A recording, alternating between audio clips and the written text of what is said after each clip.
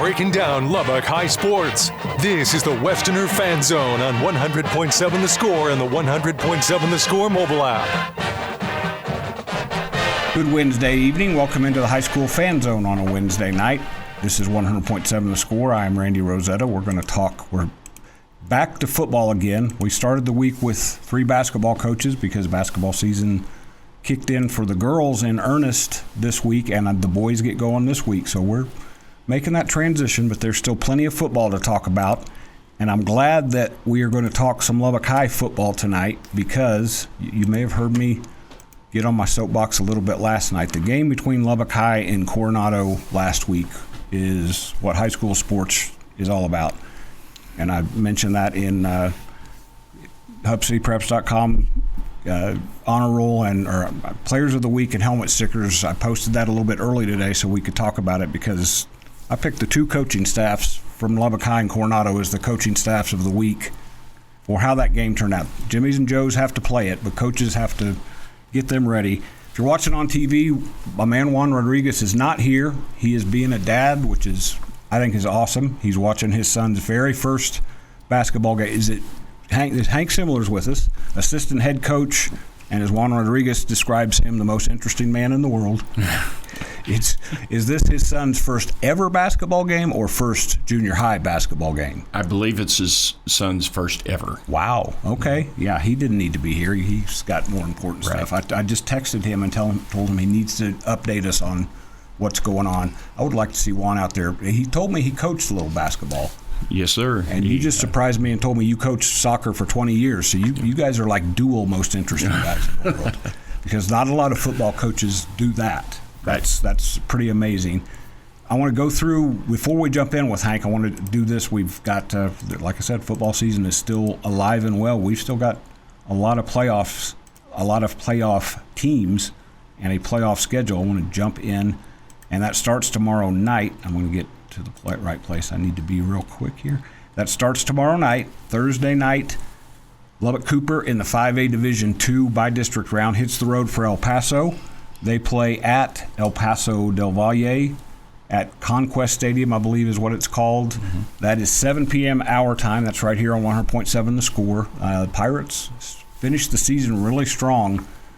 Won their last 2, played really well the week before that against Paladuro, the district champion. I have a hunch the Pirates they've got a challenge. Hank and I were talking about that in there.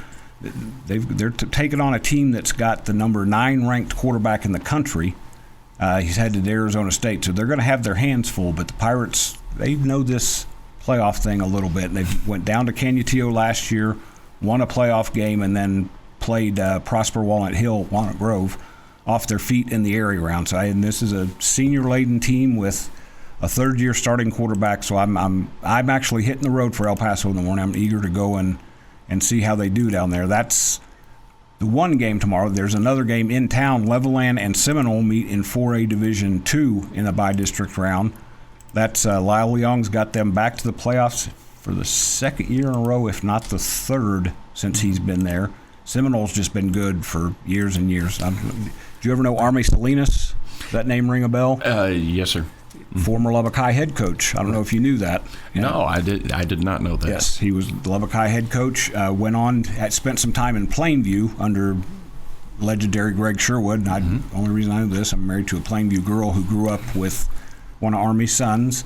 And then Army went to Seminole, and that's where he really kind of made a name for himself. He built what Seminole now is kind of what Army built them to be back then, and they fling it around. They're a little bit different than when Army was there, but they fling it around, and they're going to be a handful. But so Lyle Leong's team they've got some dudes as well. They had the misfortune of playing in the same district with Liberty and Estacado.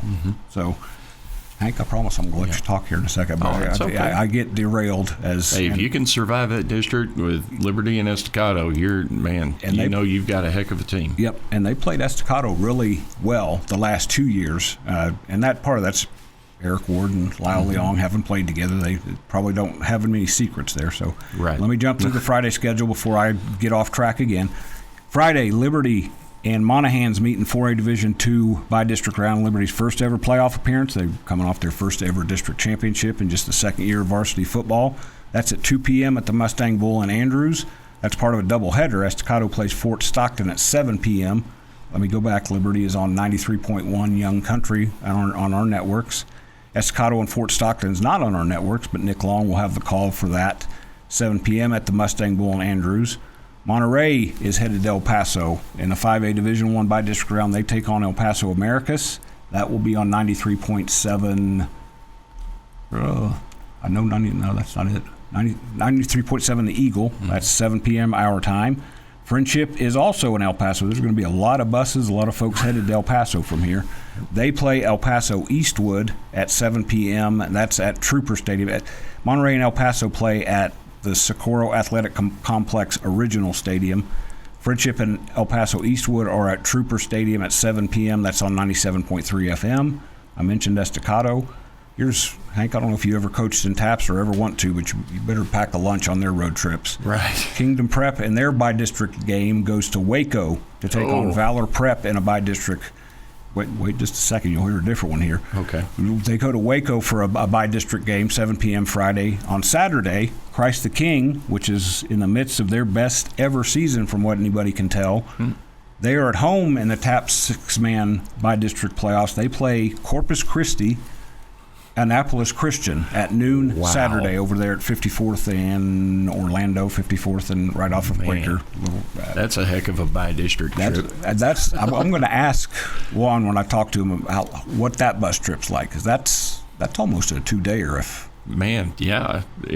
Talking about it doesn't really matter how big your team is. If you're making that kind of trip, you better plan to at least spend the night. Yep, and that's the thing about TAPS, and it doesn't matter which level. TAPS rules are very specific. First, I think it's if you're a district champion, you get a home game. I say that, well, Chris Softly may correct me because Lubbock Christian has missed out on a few, but it's a little bit different scenario. Then they go neutral site after that. So I spent most of the first segment talking about the playoffs. Got this it's an exciting time. Yes, it is. I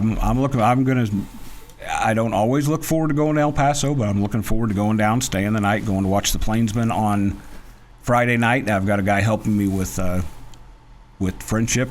Lubbock High almost had to make some plans in there. We're going to talk about that when we come back. That tied into what it was just a great game last Friday. Lubbock High beat Coronado 42-35, and I'm going to get on my soapbox again and say that game is emblematic of what high school sports should be about. And we'll come back after this break, and we'll talk about why I think that. I'm going to get Hank to talk about it a little bit as well.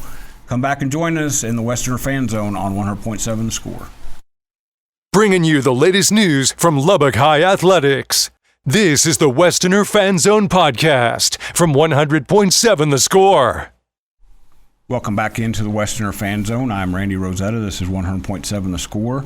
Hank Samler is with me, Lubbock High assistant head coach. Remind me, did you get here with Juan or after he'd been here? I was actually here a semester before Juan. Okay. Yep. So you got here, were you brought in to coach at Lubbock High or to coach where there was a place to coach? Yes, sir. I was given the choice of a spot at Lubbock High or a spot at Monterey. Okay. And I chose Lubbock High. All right, and I'm going to guess that Juan Ron, I know he's glad that you chose that. We were talking about your background there. I mentioned the soccer thing.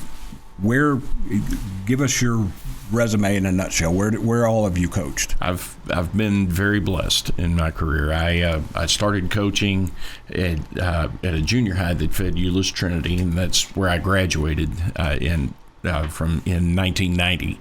And then I coached at Keller High School.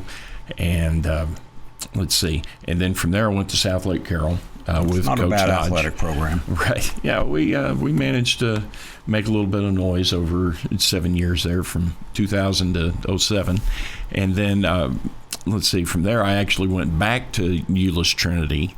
And, I was blessed there. We won another title, beat Converse Judson in the Alamo Dome before everybody started playing in Jerry World. Yep. And then from there, I got my first head coaching job. I opened North Forney High School. And for family reasons, in 2010, I moved to Houston and spent 10 years in Houston, and that culminated in being the head coach at Aldine High School for 5 years. And my kids, they weren't coming home for the holidays. Our son Alex, he was in the film industry out in L.A. Our daughter Evie was at Tech, and I came home after a game, and my wife said, why are we still living in Houston? If we don't see our kids, I said, well, where do you want to go? Well, we met at Tech.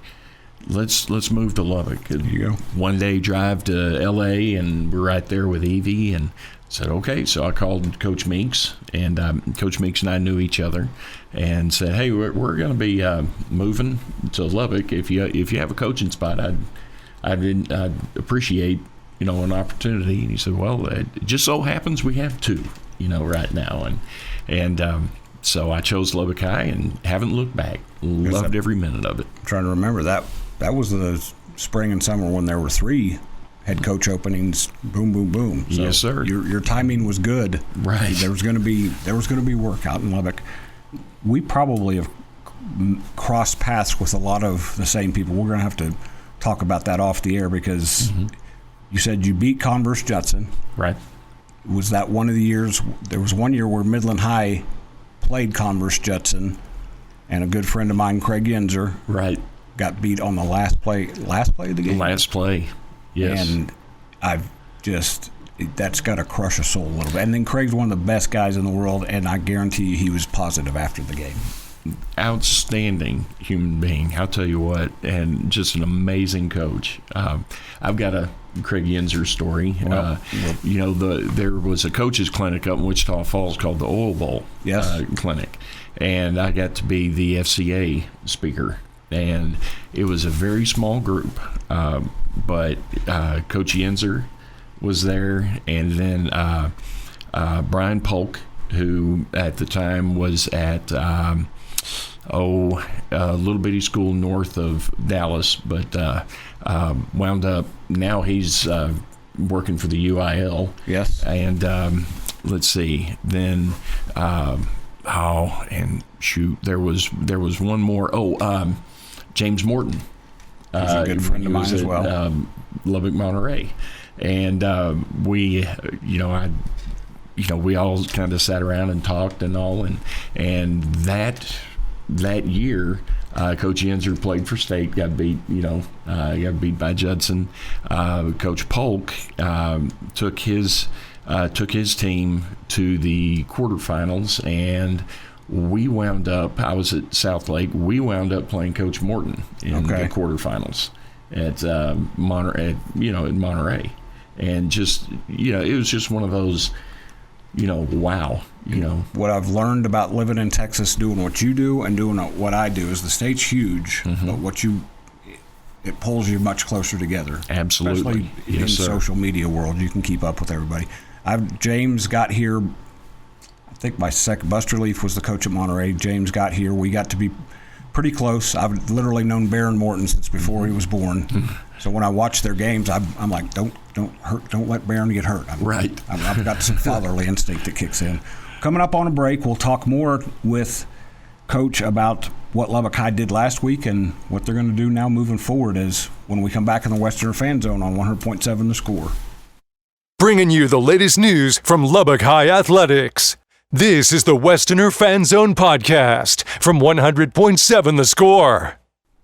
Welcome back in. We've got one more segment of the Westerner Fan Zone on 100.7 The Score. I'm Randy Rosetta. That's Hank Samler, Lubbock High assistant head coach. And like I said, Juan Rodriguez has told me he's the most interesting man in the world. You just heard a lot of the resume. We were talking about people we know, coaching people we know. James Morton's, and Mike Meeks is the same way. I think Mike knows every coach in the state. It's somewhere or another.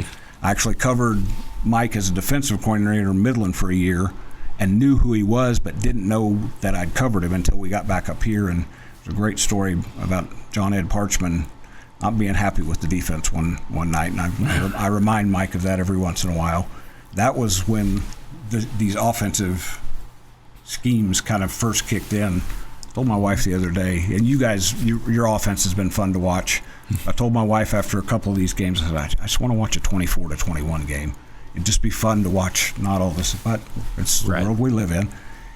Lubbock High, 42-35 against Coronado. What did you learn about Lubbock High kids that whole week, but especially that night, that makes you proud to be a coach there?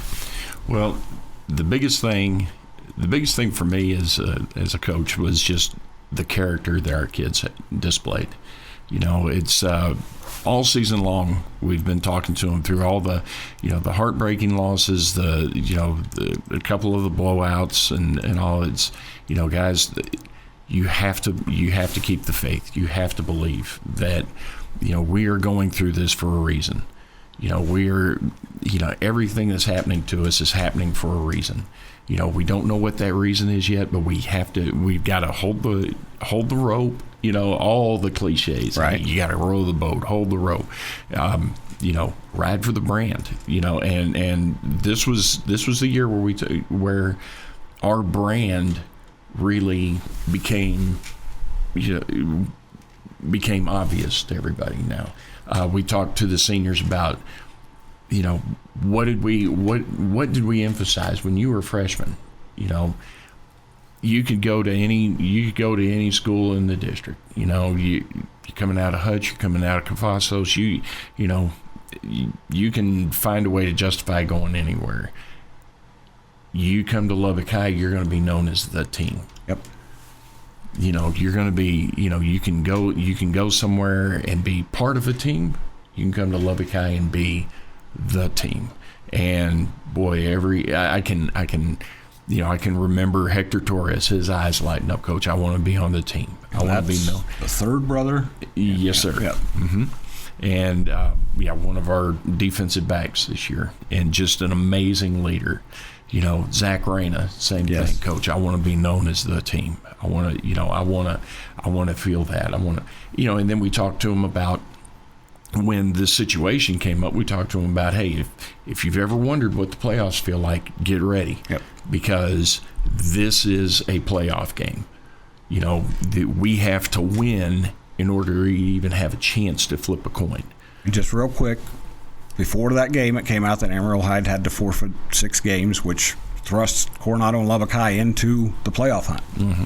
Absolutely, yeah. And so when that happened, I mean, we told the kids that morning at breakfast, and wow, you know, they almost blew the roof off of the venue that we were eating at. And I mean, this was how I remember every playoff game that I've ever played in or coached in. It is, you know, the attitudes are amped up, the energy is amped up.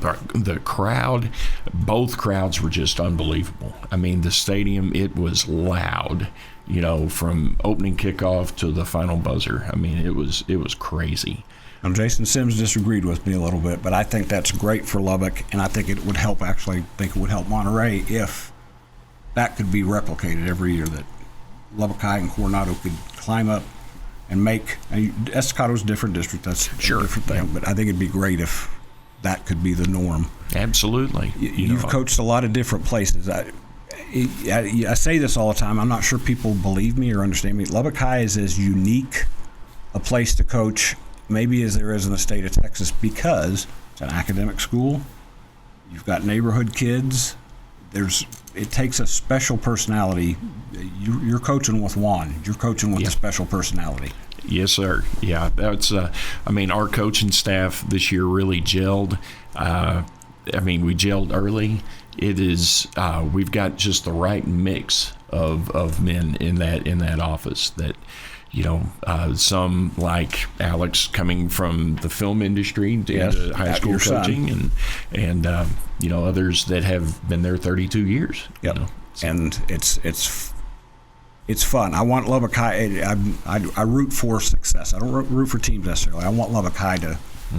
I want you guys to have that team soon. My daughter's about to graduate, so I've got to buy it. Oh, it's coming. It's coming.